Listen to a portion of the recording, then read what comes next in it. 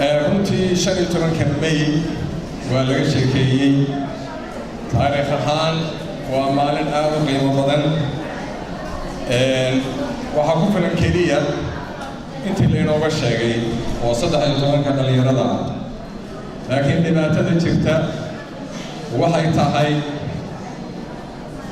in sanadka sanad inta la isu yimaado 13kii leegada SYL inaynu ka sheekayno saacado kooban sidii xus oo kale maanta xoogaa yarada taataabanayo halkaa lagaga tegayo ayay noqotay maalintii taariikhda Soomaaliya waxaan leeyahay haddaan nahay xusbiyada marka hore daljir gaar si gaar ah ugu mahadcelinaa martiqaadka maanta ay sameeyeen inagu casuumeen maalintii dhalinyarada waxaan rabaa marka SYL waxay tahay xornimadii Soomaaliyeed iyaga dhaliyay waxayna ku dhaliyeen waa xusbi waxaan maanta halkan annaguna aan la taaganahay daljirna ay martiqaadka ugu fidisay anna magaca gudoomiyaha xusbiyada Soomaaliyeed aan halkan ka qirayaa haddii la ogolaado xusbiyada Soomaaliyeed Soomaaliya isbedel baa ka dhacaya waa waxa la diidan yahay waxa inta laga wada hadlayo qabiilka iyo nin jeclaysiga waxa lagu dhex dhuumanayaa meeshii wax lagu kala qaybsan lahaa waa xusbiyada Soomaaliyeed waa in walba ninkuu rabo dooranaya qabiil ku dooran maysid walaalka ma keeni kartid nin kale jecesha ma keeni kartid waxaad keenaysaa qof ummaddu ay kula rabtay kaligaana dooran maysid codkaaga iyo fartaada yar ayaad ku fiirinaysaa oo wax lagu dooranaya marka waxaana SYL wadadeedii in dib loo soo celiyo xusbiyada Soomaaliyeed waxay yihiin kaalinta inay buuxiyaan intii Soomaali hadda ay ku jirtay wareerka iyo jahwareerka iyo wax nin gaar u qaato waxaan filayaa waqtigeeda inay soo dhammaatay aad iyo aad baan runtii wax looga xumaada ay tahay waxa marka ay taagantay waxa weeyaan dhalinyaradu waxay jecel yihiin inay sheekaystaan aan bilfagayar isdhegeysan wax kalena ma ahaana waxayaan fursadda maanta ininka iskale waa maalintiinii dhalinyarada marka leeyahay nin aan dhalinyaro soo marin ma jirto annagu waxaanu nahay dhalinyaradii cuslaatay marka dhalinyaro maan nahay waxbayna ka weyn xoogaa madaxaana caddaaday inta kale isku mid baynu ka nahay marka wallaahi wixii aad u baahantiin diyaar baynu leenahay laakiin sidii wax loo qaban lahaa baa laga hadlaya waxaan rabaa ummadda inaan colaad la gelin ummadda waxaan rabaa inaan maaragtay ka maqan iyo ka jooga aan dib loo kala sheegin waxaan rabaa inaan wax badan ifiyo aan caddeeyo dhowr jeerna waa maqan waxa weeyaan ninka qurbaha ku maqan waxaa la rabaa in loo ifiyo ama la ogaado in Soomaaliya u maqan inuu yahay ka joogaana Soomaaliya inuu joogo dadka imaanaya qurbaha in la soo dhaweeyo xaq bay leeyihiin aniga in la hadlayaan qurba ka yimi baan ahay ilaa iyo 2014 waan joogay laakiin shuruudo yar ku dardara aniga ninay oo fara shuruuda laakiin anigu ma isbaray ninka raba dalka inuu ku soo noqdo waa inuu soo guuro xaaski xaruntiisa soo haystaa waxayaan qaladka dadka la tusayo waxayaan qof kala dhiman oo aad arkaysaan anuu 10 jeer baa la bedelay weligii dalka kama tegin laakiin ninka ka tagay waa nin xaasin aan u joogin carruurna aan u joogin maalintaa markii la bedelo meeshuu ka yimi oo sanadka sax ka soo qaatay ayuu ku noqonaya marka waxaan rabaa in dadka aan la isku wada khaldin oo lala xisaabtamo diyaar baan nahay dadka dibadda ku nool in la dhiirigeliyo waxay haystaan ay dalka keenaan oo dalkooda ay ku dhistaan dhibaatada jirta marka waxay halkan ay fiiraysaa Soomaaliya waxa runtii wax qabtay waxaan wax qaban lama kala sooco hadda intii yareedo dhowrkii sano hadda maxay ahayd isbedelka kii ugu dambeeyay oo hadda gudoomiye ku-xigeenka xisbiga walaalkii uu aad u tilmaamay waxa weeyaan hoggaanku markuu fashilo inagu dhibaatada jirta waxayaan wax ka hadlayaan jirin waxaana noqotay qofkii ka hadla in loo arkay nin dembi galay oo ummaddan wax ka sheegay maaha xusbiyadu waxa ay samayn karaan dawladnimada ay ka dhinac dhisi karaan waxay samayn karaan way naqdinayaan wixii khaldana waa la diidaya hadda waa runtiis maalintii SYL oo dhalinyarada waxa loo bedelay maalin horqabad iyo wixii aan qabanay kaliya lagu tilmaamayay oo jidadka la furayay taariikhdii haliyada Soomaaliyeed lama soo bandhigin lagamana hadlin waxaan markaa aan rabnaa waxa weeyaan weli waxaan xusuusinayaa in la yiri maalintaas fasax baa loo qaadanayaa meelo gaar ah lagu dhigayaa oo la diiday xataa in meel kasta laga sameeyo maalintii dhalinyarada Soomaaliyeed waxayna qabtaan maahan inna ka yeelimayno waxaana waxa ku imaadeen nin walba oo afka la xiray uu aamusay arrinta in wax badan laga bedelo la doonaya dadku ay hadlaan ay muujiyaan waxa ay diidanayeen waxa kale markaan leenahay waxa maartay isbedel baan rabnaa oo waxaan doonaynaa intii 4 sano naga khasaartay maxay yahay isbedel gaarkeen rabnaa inaan ka sameeyno waxaan rabnaa inaan ka sameeyno waa madaxda wixii khaldamay inaan xukunka ku soo noqoso maaha dalka waxa dadku waan la hadlay in la hadla loo baahan yahay runtana la sheego miidiyaha haro hadda waa ku way hortaagan yihiin waxa laga yaabaa markay madaxdu geeyaan in la yiraahdo ninkaas waa hadlay waxay wax badan bay inooga dhamaysaa inaga idaacaddeena loo soo noqonaya inaga la natiijadaya inaga saara marka hore waxaan ahaa hadda warka ay soo dayneen hanaga duwin oo naga daay waxaan hadda soo ku baaqaa waxaan midnimada Soomaaliya hadda uu sheegay waa runtii 18 May baa leeyahay waa maalintii waxay way weli ma aragtay wax ummadda Soomaaliyeed midnimadeeda ka hadlaya waa maya wax oran karo Soomaaliya waa mid ma aragtay wax oranaya waa maya sababtoo ah hadda yara waxa ka baqayaan dhowr iyo 20 xildhibaan oo xaga ka yimid in cod siin waayaan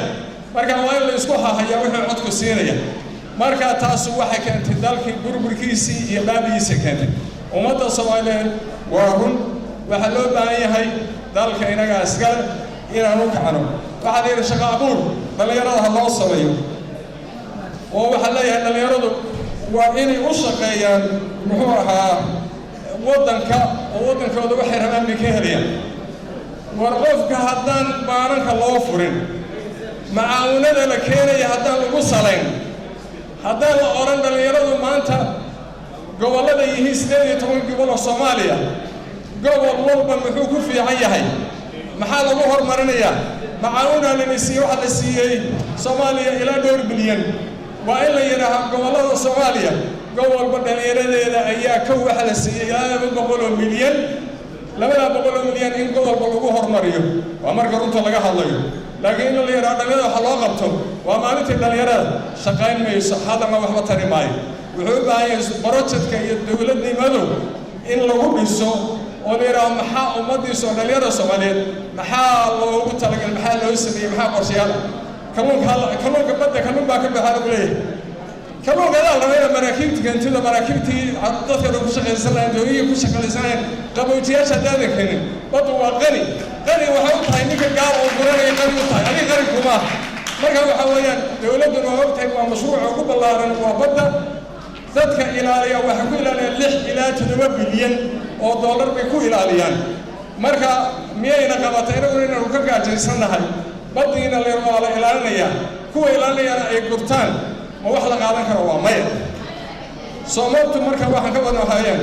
haddii aan hadal jirin oo aan waxa la naqdinayn waxa iska qorsaa sanadkiisa xuskii odayaasha 13 Soomaaliyeed maalinteedii soo dhowday xuska aan ka qayb galno wax kale oo ay qabanaysaa ma jirto waxaan leeyahay marka leeyahay hal cafiyo oo cafis dhalinyarada baan cafinay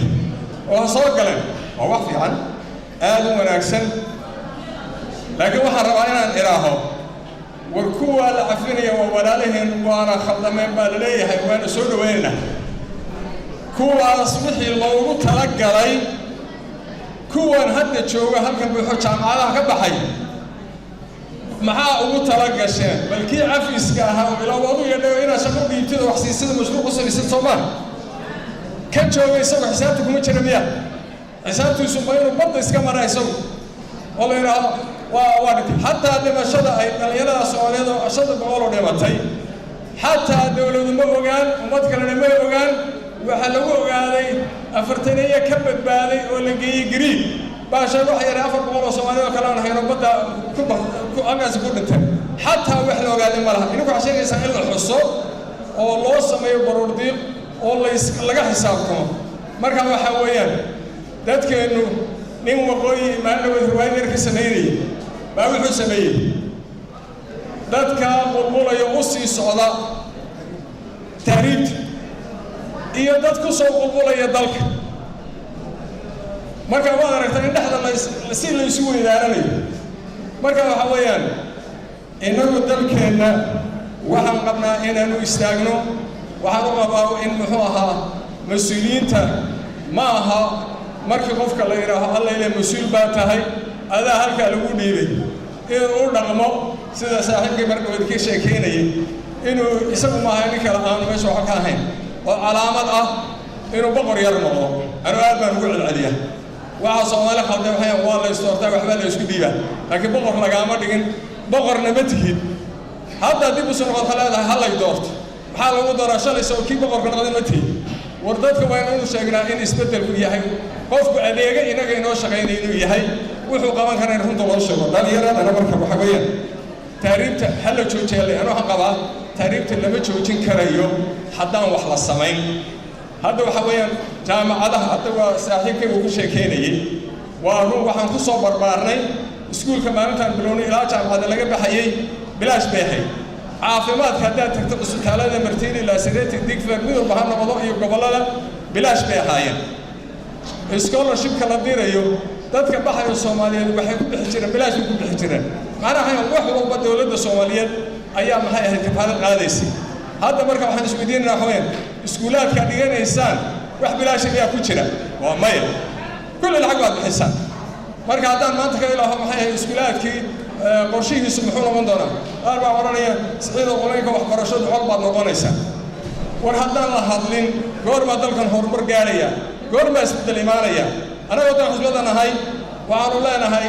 وقال الله إنا نهضله وأنا كباقنا ولي بحدي الله سمين كريم كعود الله سمين لدي له وحرودا وحينا نبيا إن ذاتك الله تصالي ليراه تصالى أهان ذلك من هو حسعدا هذا الكاس مركا كله وهذا الأذك واستيد من أذك وأنا كل العلنية وحرنا وحويان وطنية ذلك قفكم مركو ليه وقفك صوتني حدان اسكولاتك انت لبريو شارجة iyo maxay ahayd Kuwait iyo maxay ahayd meelo fara badan oo Suudaan iyo Masar iyo curriculumkii laga soo qaatay waxa loo baahan qofka wadaniga markii hore iskuulaadka waxa lagu bari jiray civics-ka wadanimada waxay tahay taariikhdu waxay tahay dhalinyarada SYL waxa iskuul iyo jaamacad dhigataan inaad ka barateen waa maya dadka la leeyahay ka shaqeeya dadka la wax leeyahay ku bara marka wax rabaa in wax walba hoosta laga soo bilaabo oo waxbarashadu ay noqoto taariikhda dalka Soomaaliya halgamayaasheeni wixii la soo qabtay wixii khaldamay in laga wada hadlo ayaan ku taleenna tan xigta waxa weeyaan xarumihii dhalinyaradu meelo badan bay lahaayeen sida ururka dhalinyarada ummadda Soomaaliyeed xarun weyn bay lahaayeen way istooran jireen iyaga meel walba waddanka dhan ka lahaa abaabul hadda maanta dhalinyaradiinu ururka dhalinyarada anu garanaysa isku doorataan laakiin waxaan kula xaruntiini ma muuqato dhalinyaradu waxay leedahay wax xarun xisbiga ka weyn oo aad u muuqata oo Soomaali oo dhan leeyahay ururka dhalinyarada Soomaaliyeed ma loo baana halkaan waxa moodaa ururka dhalinyaradu inaanu noqon in yaro isku xaafada in yaro isku jaal ah in degaan yar wada degan xisbiga dhalinyarada Soomaaliyeed noqdo Soomaali oo dhan inay ka wada kooban yihiin inuu kuna doorataan xisbiga dhalinyarada Soomaaliyeed noqdo ka Soomaaliya haga way xoogiina waa laga baqayaa haddaas gacmaha laalataan sidaas tahriib iyo badbiya ku dhacaysa marka waxaan qabaa waxa ugu yar oo loo baahan yahay la sameeyo maxay tahay hadda intay inala joogaan 2009 Soomaaliya markay ajnabiga intay inala joogaan garoonkii weynaayo istaadiyo Muqdisho oo sportska Soomaaliya lagu ciyaari jiray dawladda Shiinuhu inoogu deeqday oo 70,000 oo qaada maxay ahayd daawadayaal ah oo wixii madadaalo dhan lagu qaan magaalada koonaheeda degan waxa ku tirsan dhalinyarada wax loo qabanaya maalintaas wareeda waa la jecel yahay haddii lilaahi tahay garoonkaas la furi lahaa waa mashquulna dhalinyaradu waa ku noqon lahaayeen markii garoonka aan lahayn rag ciyaaraan aan jiray قرار كان مركز لهين دولة حتى إنه لا نهاي وحبي يصير كيني وكليب وحي كبتين دولة التشاينيز كا قرار كالصوماليا كانوا تاخذ الأرض الصوب هي دولة فربنا marka waxa in hadalkaygu kale waa meelo mutaqamin waxaan ka wada xubeen wixii dhalinyarada lagu horumarin lahaa ama waxay ku shaqeyn lahaayeen ama waxay wax ku noqon lahaayeen gacanta kuma jiro wasaaradda dhalinyarada sportskana runtii arintaas farinta halkan aan ka direynaa waxaan leenahay wixii maqnaa kulli wasiirku waa dadaalay kulli maalin aan saarnay wixii codsi baan sameeyay oo aan idhahay nooga baxeen laakiin wasiirada hore soo maroodhan kulli codsiga waa sameeyeen laakiin meesha waxa maanta qaranka Soomaaliya go'aan inuu gaaro